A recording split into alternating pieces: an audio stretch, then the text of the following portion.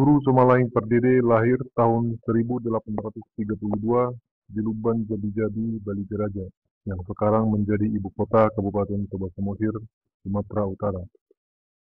Guru Somalaing Pardede, salah satu keturunan dari Raja Toga Laut Pardede, adalah pemimpin agama Parmalim pada masa itu. Pada masa perjuangan Raja Sisingamangaraja ke-12, di mana Guru Somalaing Pardede adalah merupakan Menteri Penerangan, merangkap panglima strategi perang melawan penjajahan Belanda. Hingga tahun 1895, perang di pantai timur Sumatera yang meluas sampai ke daerah Padang Lawas, di mana wilayah ini langsung berbatasan dengan daerah Toba, yaitu Habinsaran, tempat beradanya air terjun Sigura-gura. Belanda berhasil menangkap Guru Somalaing Pardede karena pengkhianatan orang terdekatnya sendiri, dan menahannya di Tarutung, di mana tempat asisten residen Belanda yang juga merangkap hakim tertinggi untuk Tanah Batak. Pada tanggal 31 Januari 1896, Guru Somalaing Pardede dihadapkan ke pengadilan. Dari berita acara perkara serta lampiran dan pengantarnya mengutip bunyi tuduhan kepada Guru Somalaing Pardede beserta sebagian dari tanggung jawab antara hakim dengan Guru Somalaing Pardede. Sebagai panglima strategi perang dan pemimpin agama Parmalim, harus mempertanggungjawabkan gerakan perjuangannya dan ajaran agamanya. Tuduhan utama yang dikenakan kolonial Belanda kepada Guru Somalaing Pardede adalah: 1. Sejak masuknya Belanda di Balige pada tahun 1883, ia bertindak sebagai penasihat merangkap panglima strategi perang Raja Sisingamangaraja ke-12 dan mendorongnya agar terus melawan Belanda. Malah Belanda menganggap Guru Somalaing Pardede lebih berbahaya dari Raja Sisingamangaraja ke-12 sendiri. Kedua, Guru Somalaing Pardede selama beberapa tahun bersama-sama dengan Sisingamangaraja ke-12 sampai pernah terjadi pertentangan antara Guru Somalaing Pardede dengan Sisingamangaraja ke-12 karena dianggap terlalu menonjolkan diri dengan ajaran agama Parmalimnya. 3.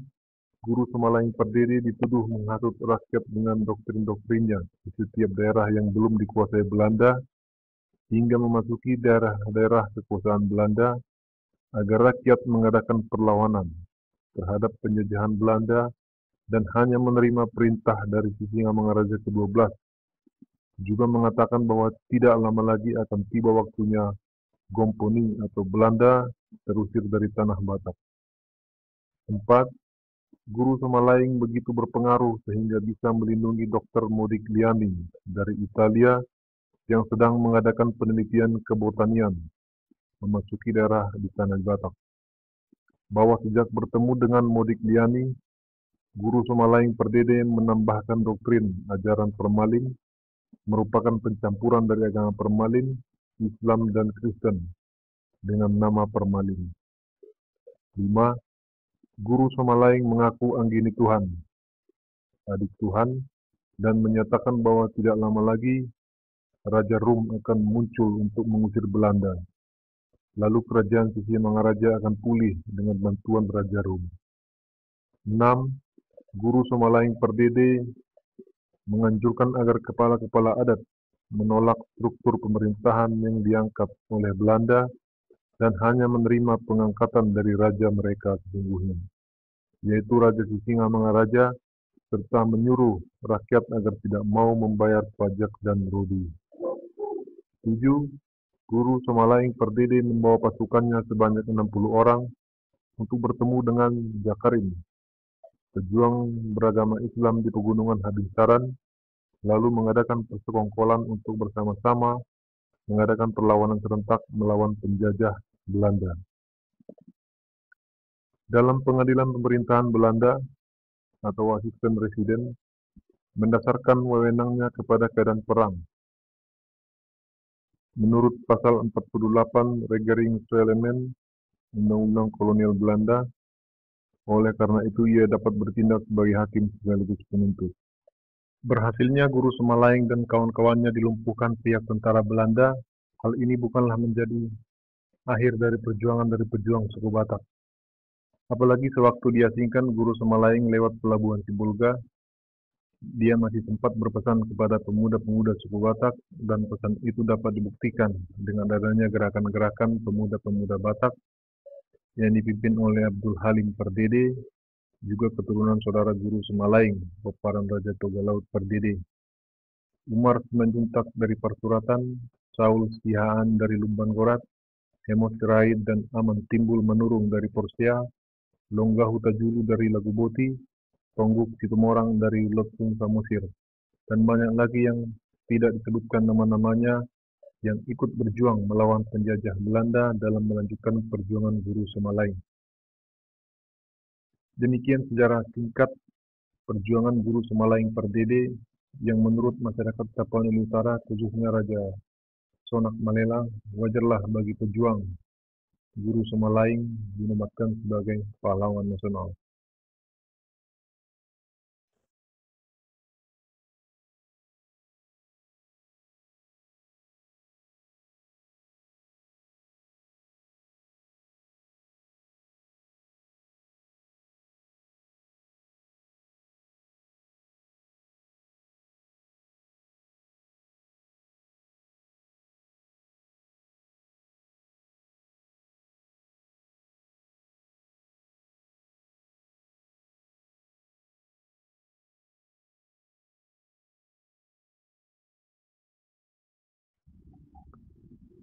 Sebuah foto dicetak dalam buku Alam dan Orang-orang di India, Amsterdam 1914, oleh Augusta de Wit, dengan bantalan judul Kepala Kabanjahe, dikenal dengan julukan Pah M. Belgah. Pah Belgah meninggal pada tanggal 21 Februari tahun 1918. Dia adalah pemimpin lokal berpengaruh dari Karo, desa Kabanjahe. Dia adalah salah satu tirani Batak terakhir. Kekuatan Pamulga membentang sampai ke perbatasan kota Medan. Dia adalah seorang perampok tipe lama, seorang penguasa, petarung terkenal, berani, tidak kenal takut, kejam dan tidak berperasaan. Namun pada tahun-tahun berikutnya, ketika bahkan di Batak pamornya turun, Pamulga menunjukkan sisi hidupnya yang lebih baik. Namun ia tetap berkuasa. Tetapi dia juga terbukti membantu Belanda dan siap bekerja sama untuk perdamaian negerinya.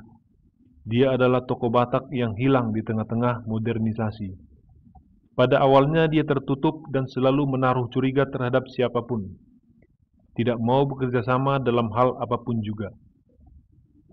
Tapi secara bertahap, respon ramah diberikan Pamulga kepada Mr. Adam, dan merupakan hal positif yang membantu dalam mempelajari sejarah Batak. Akhirnya ada semacam persahabatan di antara mereka, dan Mr. Pambelgah membuka kabin atau tempat penyimpanan tengkorak nenek moyangnya untuk kepentingan penelitian. Beberapa tahun ia lalu kehilangan anak sehingga tidak meninggalkan keturunan laki-laki. Pambelgah merupakan peninggalan tokoh sejarah yang menghilang dari Batak kuno.